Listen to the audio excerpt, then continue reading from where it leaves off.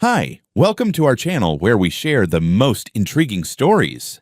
They thought he was just an old man on a forgotten farm, but when the HOA Queenpin tried to bully him off his land, she lit a fuse no one could stop. Cameras rolling, shotguns ready. Welcome to the fight for freedom, where one farmer becomes the last line of defense. I moved out here to escape people like Karen, 40 acres of quiet land in southern Colorado. Pinon pines, clean air, my own well, and not another human for at least half a mile unless I invited them. After 25 years working as a geodetic engineer in Denver, I'd had my fill of HOA meetings, zoning board headaches, and nosy neighbors who complained if your wind chimes were too loud. So I built this place myself. Solar-powered, water-independent, tax-assessed to the decimal, and most importantly, free. It was mine, and I intended to die on it. Then Karen showed up. The first time I saw her, I thought she was lost. Petite woman in a spotless khaki jacket, clipboard in one hand, iPad in the other, hiking boots that looked like they'd never touched dirt. She marched up my gravel road like she had a deed in her purse and smiled like she was about to sell me something I already owned. "You must be Mr. Reeves," she chirped. "Karen Flicks." "I'm the president of Pine Creek Meadows Homeowners Association." I leaned on the fence and gave her a nod. "Good for you." She blinked, as if that wasn't the response she'd practiced for. "I've been meaning to talk to you about your land. It's really lovely out here. You've got a great setup, and I think you'd be interested in what we're planning." I raised an eyebrow. "We?" "The HOA. Our development ends just north of your property. We're currently working on a community green space project, eco trails, lake access, a natural amphitheater, but there's one complication." I didn't say anything. I just looked at her, arms crossed. "You. Well, your land." She smiled again like it was a compliment. "See, your parcel is sort of in the way, but only part of it. We'd like to make you a generous offer for about 6 acres along your eastern edge. Nothing disruptive, I promise. The rest remains yours." "No." Her face didn't move for a second, like her software crashed. "No." "No," I repeated. "Not interested. Thanks for stopping by." She laughed, nervous, clipped. "Oh, Mr. Reeves, I think you're misunderstanding. This isn't some sales pitch. This is a chance to be part of a community initiative. You'd still own your land, and we'd do all the work. It would even raise your property value. My land doesn't need to be part of a community initiative," I said, starting to walk away. "It's mine." That was week 1. Week 2, she came back with brochures, laminated maps, and a pitch about forward-thinking land use and pre-zoning participation. I told her I wasn't interested and reminded her I had no trespassing signs for a reason. Week 3, she brought a man in a cheap blazer, some kind of junior planner from the HOA. He had, "This isn't worth my gas money," written all over his face. Karen did the talking while he stared at my fence line. "Zoning's going to change," she said, arms folded. "There's a proposal on the table to redefine residential buffer zones. If you cooperate early, you get concessions. If not, well, code enforcement isn't always gentle." I didn't yell. Not yet. I just stepped forward, pointed to the camera mounted under the porch light, and said, "You're on tape. You'll stay off this property from now on, or I'll file." They left in a hurry. Week 4, she came alone again. I was unloading hay bales from the truck. She didn't even wait for an invitation this time, just walked right into my driveway like it was a sidewalk. "This is getting silly, Declan," she said, not smiling anymore. "You're one property. That's all that's standing in the way of something bigger. You don't want to be remembered as the bitter old man who held back progress." That's when I lost it. I dropped the bale on the tailgate, turned, and took a few firm steps toward her. "Lady, I don't know who you think you're dealing with, but this land was in my family when your HOA was still a patch of rattlesnakes and pickup ruts. You don't own it. You don't control it. You don't even belong on it." She opened her mouth to talk, but I wasn't done. "You step foot on this property again, I swear. I'll call the sheriff so fast your heels will still be turning. Get out. Now." She turned beet red, but didn't say a word. She stormed back to her SUV, peeled out so fast she scattered my gravel across the front pasture. I watched her go, heart thumping harder than I wanted to admit. Then I walked back to the house and checked the perimeter cameras. All of them were working. Everything was recorded. If this woman came back, I wanted a record of every damn breath she took on my dirt. That night, I got an alert from one of the cameras. It was after 10. Someone had pulled up to the edge of my property and sat there for 20 minutes with their headlights off before turning around. They never stepped out. They never said a word. But I knew it wasn't over. I figured I'd seen the last of her after that screaming match. But I've lived long enough to know that people like Karen don't take no as an answer. They treat it like a personal challenge. The day after I kicked her off my land, I got up early to feed the goats and fix the south fence line. The morning was crisp, sky still bruised with leftover dawn. My son Elliot had come out from Fort Carson the night before, along with two of his Marine buddies, Jack and Corey. I hadn't seen him in months, and it did my heart good to hear their boots stomping around my old porch. They brought venison, ammo, and beer, true gifts of war. We'd spent half the night around the fire pit telling stories and grilling steaks. I didn't mention Karen to them, not in detail. Just muttered something about HOA vultures circling the property. Elliot raised an eyebrow but didn't press. He's not one for small talk. That morning, though, as I dumped feed into the troughs, I told him what had been going on. The visits, the threats, the clipboard crusade. He listened silently, arms crossed, nodding now and then. When I finished, he said, "You should have told me sooner." "I figured it'd blow over," I said. I underestimated her brand of crazy. He looked around the land, jaw tight. "We'll be around a few days. We'll keep an eye out." Around 9, I headed back to the house. Elliot was on the porch, coffee in one hand, phone in the other. He nodded toward the camera feed on his screen. "Movement by the North Drive." I looked. Sure enough, a black pickup with no plates and a dull green utility van were parked near the gate. 3 men were standing just outside the fence. Not on my land yet, but close enough to make my gut itch. I told Elliot to stay back. He ignored me and stood up. We met the men halfway, walking up the gravel path slow and steady. They weren't locals. I could tell right away. One was bulky with a shaved head and a faded prison tattoo on his neck, a spiderweb half scrubbed off. The second had mirrored sunglasses despite the overcast sky. The third, tall and wiry, leaned on the gate like he was waiting for us to apologize. "You Declan," the tall one said. "I am." He gave a mock polite smile. "We're here on behalf of Ms. Flicks. You were kind of rude yesterday." I didn't reply. "She's hurt," he went on, really shaken. "She thought you were better than that." "She shouldn't have trespassed," I said flatly. The bulky one cracked his knuckles. "She wants an apology. And she wants to settle this. Says she's willing to pay more, but only if you come to the table like a man." Elliot stepped forward, calm as a mountain. "You threatening my father?" The one in sunglasses grinned. "Just talking."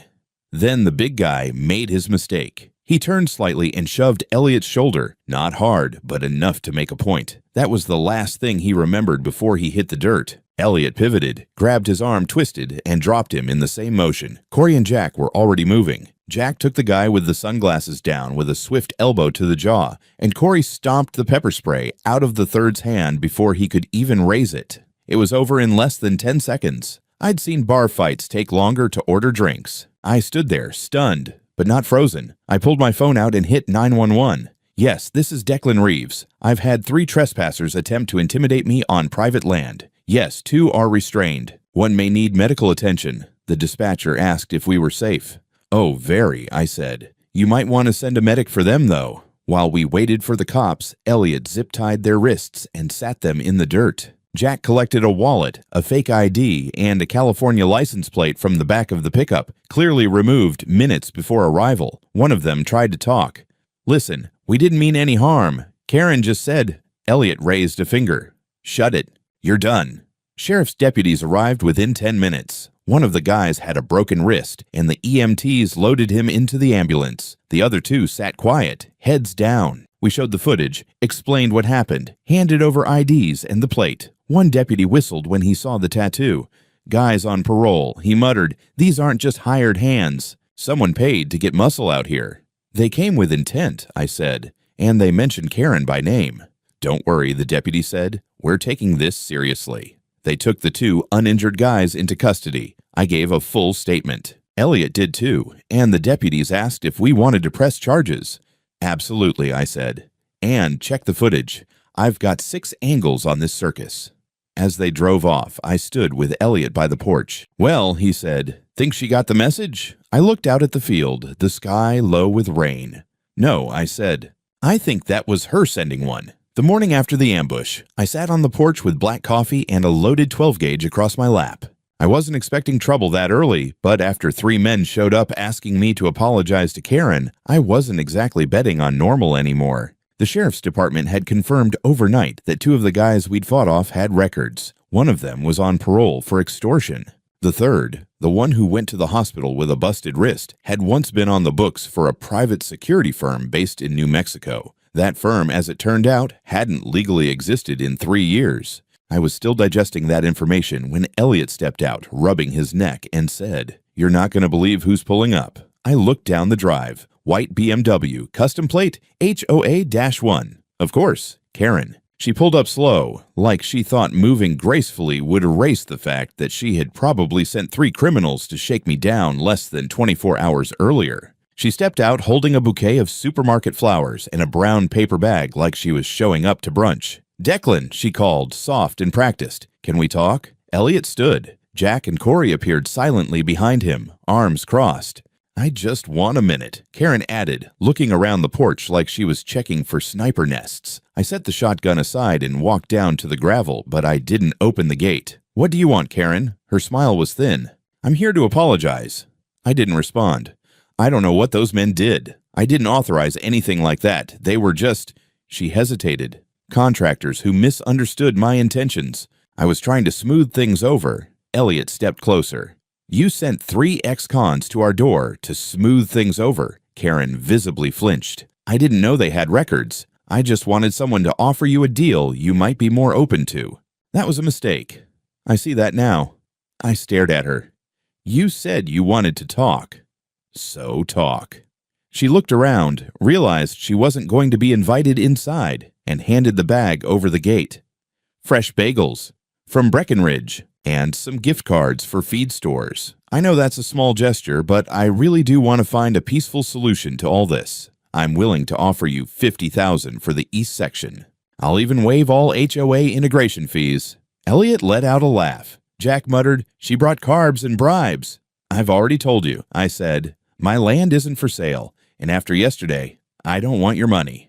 "I want you to stay the hell away." Karen's smile twitched. "Look, I admit things got out of hand, but going to court over this would be messy for everyone. What happened yesterday? Let's not escalate it further. Just name a number. You could retire somewhere warmer. Let us take care of the rest." "You think this is about money?" I asked. "Lady, I could line my chicken coop with your gift cards and still sleep better than you." Her face went pale, then red. "I'm trying to be reasonable," she said, voice tightening. "You sent thugs to intimidate a veteran and a landowner on private soil," Elliot said, stepping forward. "You lost your chance at reasonable." Karen took a step back. "I didn't." "You did," I cut in. "And we've got video, audio, and sworn statements. This isn't going away. You're lucky they didn't get shot." She straightened, eyes narrowing now. The mask slipped. "You're not the only one with connections, Declan. Don't think you can push me around just because you've got military sons and a few cameras." I didn't answer, just opened the gate, walked out, and handed her the bag of bagels back. "Here, take your groceries and go." She stared at me. Then, with trembling hands, she snatched the bag, got in the BMW, and reversed down the drive with wheels spitting gravel. Elliot turned to me. "She's panicking." "Not enough," I said. That afternoon, the sheriff's office called again. "You'll want to hear this," Deputy Ramirez said. "One of the guys from yesterday flipped. Said Karen paid them 10 grand to apply pressure. Told them you'd be stubborn, but that scaring your son might soften you up." My blood ran cold. "She paid them cash. We've got 1 confession, and we're requesting warrants for the other 2. We're also prepping a request for subpoenaing Karen's bank transactions." I leaned against the wall of the house, silent. "You still want to press charges?" Ramirez asked. "Hell yes," I said. And we're just getting started. 2 days later, I found myself in the sheriff's office watching Deputy Ramirez go through photos on a tablet like he was flipping through a family album from hell. "That's the guy from the hospital," he said, pointing at a blown-up still from my driveway camera. "He's also the one who signed a statement yesterday. Says Karen paid him in cash, envelope, unmarked bills. She told him, quote, This guy's a dinosaur. A little fear might wake him up. I said nothing, just clenched my jaw. She's dirty, Mr. Reeves.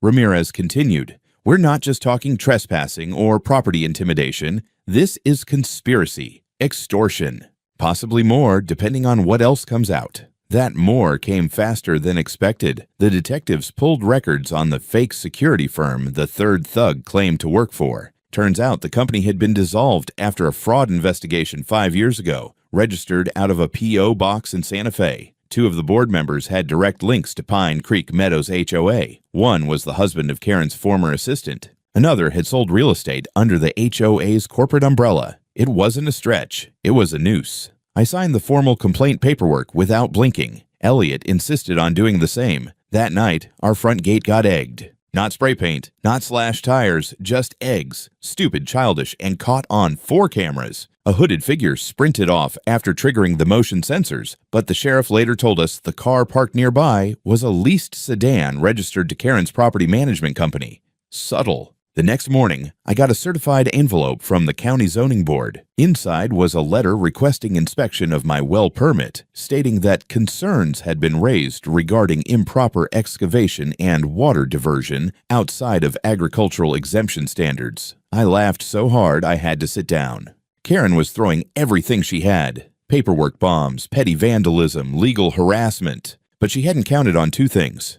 One, that I'd kept every single document related to this farm since I bought it, including drone scans, geological reports, and my damn well log from the first test borehole. And 2, that my son was trained to recognize asymmetrical pressure tactics because he'd seen them used by warlords. Elliot set up a secure drive and began organizing all the footage, audio files, scanned letters, and evidence into labeled folders. Jack, who used to run Recon Op Intel, built a timeline of every interaction with Karen. Corey scanned the HOA charter that someone had anonymously slipped into our mailbox and highlighted 3 major bylaw violations in Karen's actions, even against her own HOA.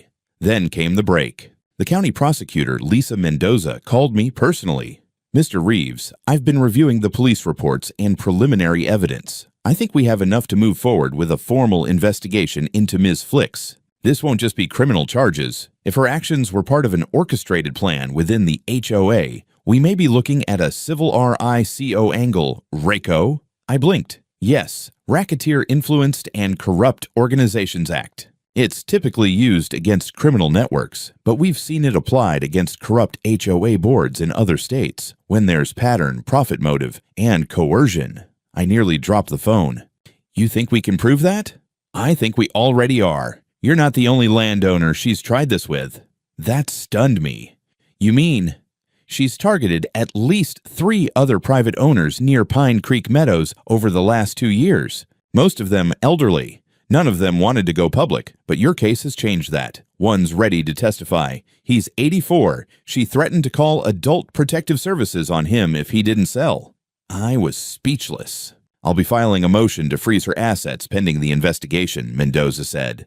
We'll also be issuing a subpoena for HOA board communications. I wanted to thank you personally for not backing down. I hung up and walked outside. Elliot was oiling his rifle on the porch. I told him everything. He just nodded and said, she picked the wrong farm. Later that evening, as I was turning in, I found a new note stuck to the barn door. It read, "This is bigger than you. Walk away before it's too late." Typed. No signature. I showed it to Elliot. He looked it over, turned it in his hands, then lit it on fire with the end of his cigarette. "That's the last warning they get," he said. I was still running on caffeine and adrenaline when I saw the white Lexus crawling up my drive like a roach in daylight. I didn't need a pair of binoculars to know who it was. Karen Flicks stepped out in low heels and a peach-colored blazer like she was headed to a fundraiser brunch. She had a bouquet of gas station lilies in one hand and a smug, uncomfortable smile in the other. "Mr. Reeves," she called. "Please, a moment." I didn't move from my porch. Elliot had already spotted her through the front window. He stepped out behind me and leaned on the porch rail, arms crossed. Jack and Corey weren't far. I saw Jack tuck a phone into his back pocket. He'd started filming the moment her car pulled up. Karen walked halfway toward us and stopped on the gravel path. She kept her voice low, hands visible. She looked like a defense attorney trying to charm a jury she knew she'd already lost. "I came to say I'm sorry," she said. This has all gotten terribly out of hand. I was misled by some very unprofessional contractors. They acted on their own. Elliot exhaled a sharp breath through his nose. Jack muttered, "Here we go." I just watched her. I didn't speak. "I didn't mean for anyone to be hurt," she said. "I thought maybe if you were open to negotiation, we could still find common ground. The HOA has some discretionary development funds. We'd be willing to invest in your farm. A grant, if you like. A partnership." My laugh surprised even me. It came out short and bitter. "You sent felons to my house," I said, "and now you're offering fertilizer money?" Karen looked down, then back up with something rehearsed behind her eyes. "Mr. Reeves, if this goes to court, it will get messy. Not just for me. Public records, press, costs. Your farm could be caught in the middle of—" "That's a threat," Elliot said sharply. "No," she snapped, instantly defensive. "No, of course not. I'm saying we all want the same thing here. Stability, peace. I'm offering an off-ramp." "You're offering a bribe," Jack corrected. Karen turned toward him. "You're not even part of this property." "No," he said, "but I was part of the war you just brought to the wrong address." She flinched. I finally stood up and walked off the porch, slowly, deliberately. I stopped just inside her personal space, close enough that she had to tilt her head to look at me. "You think this is salvageable?" I asked quietly. "That you can wash off what you did with flowers and fake tears?" Karen swallowed. "You have 48 hours to leave this land and never come back," I said. "After that, I file for a protective order, and you get hit with another charge." She opened her mouth. I raised a finger. 48. She turned stiff and pale and got in her car. Gravel kicked up under her tires as she fled. 10 minutes later, I got a call from Deputy Ramirez. "You're not going to believe this," he said. "And we got a statement from one of the men arrested. Says Karen offered $10,000 for what she called a peaceful but forceful negotiation. His exact words. On record. On video." We hung up. I walked back inside and told Elliot. He didn't speak. He just picked up the pad where we'd been sketching fence line upgrades and scribbled something across the top. No deals, no visits, no mercy. Then he underlined it twice. That night, Jack sent our full case file to Mendoza's office. She replied in under 15 minutes. A full prosecution was moving forward. By the end of the week, Karen Flicks was formally charged with conspiracy to commit extortion, coercion, criminal solicitation, and incitement to violence. It wasn't enough yet, but it was getting there. The indictment hit the local news on Thursday evening. I was feeding the goats when my phone buzzed with a message from a neighbor, a screenshot of Channel 9's website. The headline read, "Pine Creek Meadows HOA President Under Investigation for Orchestrated Land Pressure Campaign." It was surreal seeing Karen's face on a news site, not in an ad or a smug HOA newsletter, but right there under words like extortion and criminal conspiracy. By Friday morning, the sheriff's office contacted me again.